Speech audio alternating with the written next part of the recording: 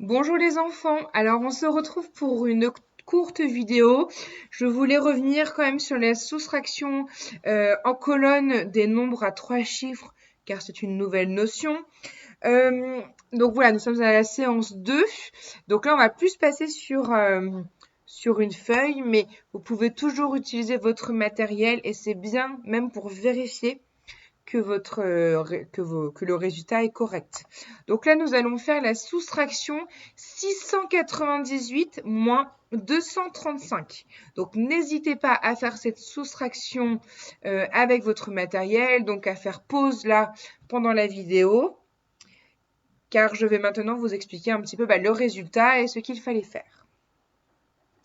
Donc je vous laisse un petit peu de temps si besoin pour mettre pause. Alors, donc, il faut déjà penser à bien poser l'opération en alignant bien les colonnes. Donc, par exemple, là, il fallait bien aligner les chiffres des unités. Donc, 8 et 5. Donc, 8 est le chiffre des unités dans le nombre 698. Et 5 ici, est le chiffre des unités dans 235. Il faut bien penser à aligner la colonne des unités. On fait la même chose pour les dizaines, qu'il faut bien penser à aligner. Et enfin, les centaines, qu'on doit aussi bien penser à aligner. C'est plus simple pour faire les calculs. Donc, on commence toujours, lorsqu'on fait une soustraction, ou même une addition d'ailleurs, il faut toujours penser à regarder. On commence toujours par la colonne des unités. Donc ici, c'est simple. Je peux faire 8 unités moins 5 unités. Ça me donne 3 unités. 8 moins 5 égale à 3. On passe ensuite à la colonne des dizaines. 9 moins 3 dizaines, c'est pareil, c'est possible. Ça nous donne 6 dizaines. Ensuite, pour les centaines, nous avons 6 centaines moins 2 centaines. Ça nous donne 4 centaines. Donc là, pareil, aucune difficulté, il n'y avait aucune retenue. On pouvait à chaque fois bien soustraire le nombre qui était en dessous. N'hésitez pas à utiliser votre matériel pour vous aider, pour vérifier que votre résultat est correct. C'est toujours bien de vérifier son résultat. On peut également, pour vérifier que notre calcul est bon, faire 235 plus 463. Et si on tombe sur 698, c'est qu'on a eu bon. Donc je répète, pour vérifier si notre calcul est bon, on additionne le nombre qu'on a soustrait, donc le nombre qui est en dessous, avec notre résultat. On doit retrouver le nombre qui est tout en haut. Donc là, on a bien le résultat qui est affiché. Alors, on passe à une autre soustraction, mais cette fois-ci avec retenue.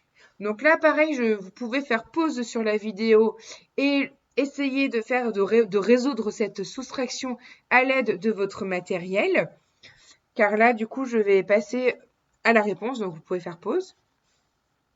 Alors, donc là, on a bien aligné encore une fois nos unités.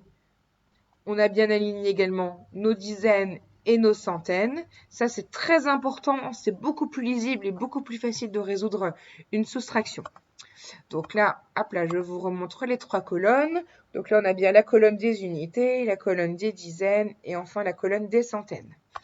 Alors, mince, j'étais un petit peu trop vite, c'est pas grave. On ne peut pas faire 2 unités moins 9. Ce n'est pas possible. Le nombre au-dessus doit être plus grand et là, ce n'est pas le cas. On va donc casser une dizaine. Vous vous souvenez comme avec le matériel, on casse une dizaine pour en faire 10 unités. Donc là, comme on a cassé la dizaine, il nous en reste plus que 6. Et on rajoute 10 unités. Attention, ce n'est pas un plus 1 ici. Hein. C'est bien comme si on faisait plus 10. Parce qu'une dizaine, c'est égal à 10 unités. Ça, normalement, vous devez le savoir. Donc, comme on a enlevé une dizaine, attention, n'oublie pas de mettre un 6 à la place du 7. Et on met un petit 1 devant le 2 pour dire que ça fait plus 2, mais 12. Donc là, on peut faire 12 moins 9. Ça donne 3. Là, du coup, c'est faisable. Ensuite, 6 moins 2. Pareil, on peut répondre, ça fait 4. Et enfin, 3 moins 1, ça donne 2. Et donc là, on a bien le résultat. Donc pareil, si vous voulez vérifier que votre calcul est correct, vous additionnez ce nombre-là, qui est donc 129, avec 243. Donc 129 plus 243, ça donne bien 372. Donc notre calcul est correct. Et après, c'est terminé. On verra ça la prochaine fois.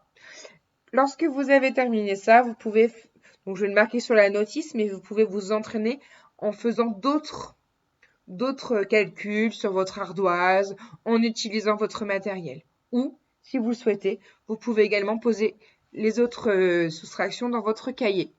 Je vous souhaite une bonne journée et bon courage. Au revoir.